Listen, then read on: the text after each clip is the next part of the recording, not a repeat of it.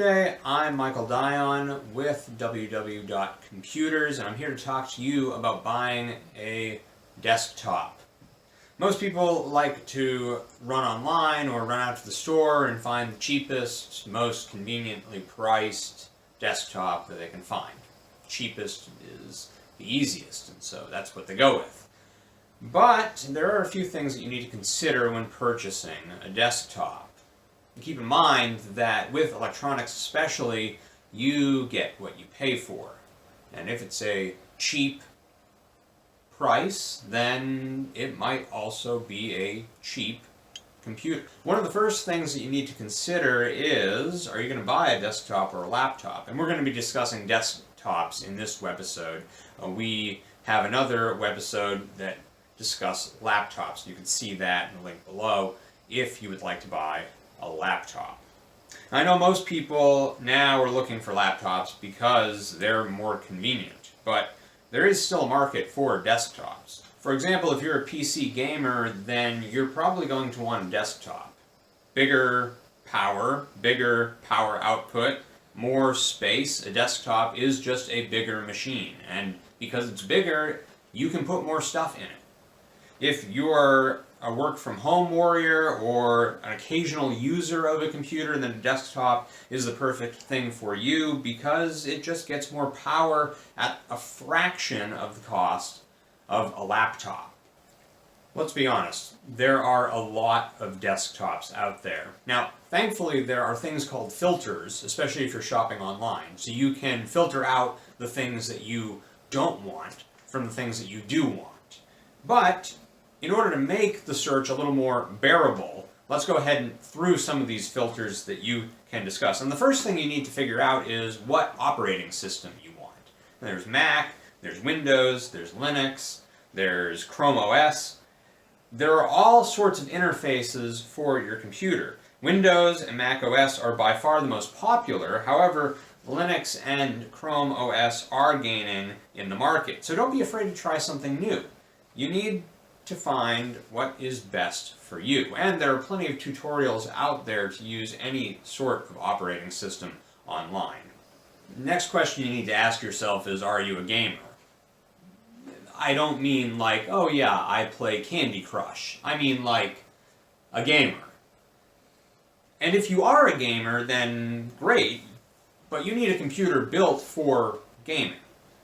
You need to search for gaming computers, and yes, they are going to cost more than another computer that you're just going to be working on manuscripts or Microsoft PowerPoint. Some things you need to look for in a gaming computer is an awesome graphics card, a fast processor, a great ventilation system, because guess what? Your computer's going to be running hot, because games require a lot of power.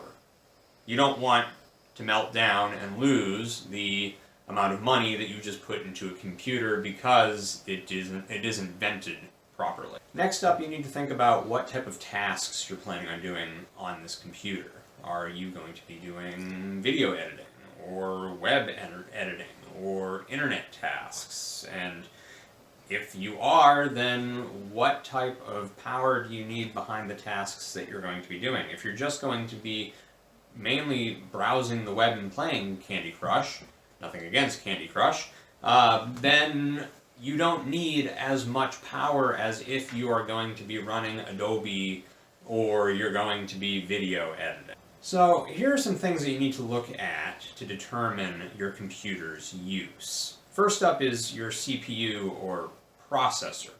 This is the heart of the computer and determines how fast the computer will go. The faster the processor, the more it's going to cost you. Next is the RAM or the memory. This is not the storage space for your pictures. This is what determines how many tasks you can do at once on your computer. The more RAM, the better, to handle the computing that occurs nowadays. We recommend at least 8 gigabytes of RAM. Next is your file storage system. Now, you probably know this as a hard drive, Nowadays, more than likely you're going to be getting a solid-state hard drive. They are more effective and not that much more expensive than just your standard hard drive. This is where your pictures are stored if for some reason you don't store them on the cloud. See our cloud storage link videos for that. The more you get, the more you can store. Now, a solid-state hard drive doesn't have any mechanical parts that could go bad, whereas a hard drive, your standard, does. We recommend getting at least 256 gigabytes of storage as a base. It goes fast, but your operating system does take up a lot of space, especially as they become more fancy. They take up more and more space. You can get up to 16 terabytes. That's a real lot. Most people don't need that much. That is plenty of storage, although it might be a bit overkill for the average consumer. Next, you have to think about your connectivity. You have multiple ports to connect multiple devices on most computers. For example, if you have a USB port, then that's going to be taken up with mouse connection, keyboard connection, Ethernet ports are needed, headphone jacks, microphone jacks, speakers, headphones, lots of things can go into your computer. You need to think ahead and think about what you need in order to plug into your computer. Computers are coming even now with USB-C ports.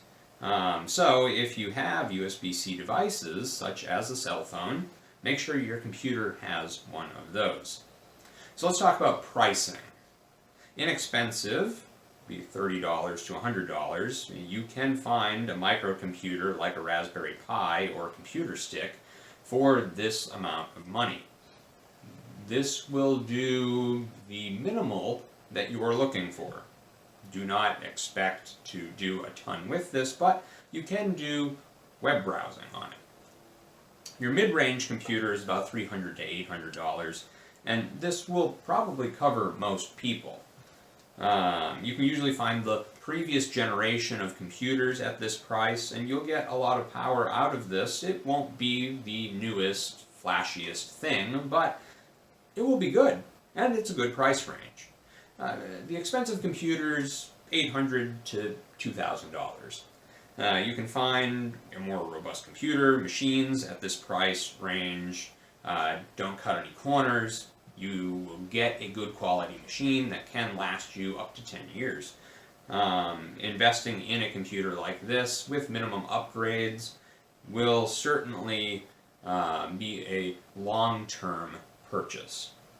Some tips for after you buy: put your computer in a well-ventilated area with not a lot of dust. Make sure to clean the vents so that it doesn't overheat because of dust buildup.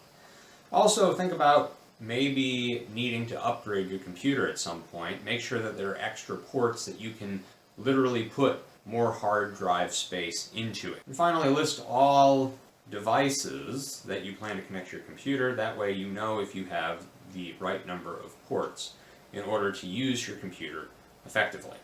I hope this helps. Hope you can find the right desktop for you. We'll cover some more tips on laptops in another video if you're interested in looking at laptops. For more help, please follow the link in the description. And as always, stay safe out there.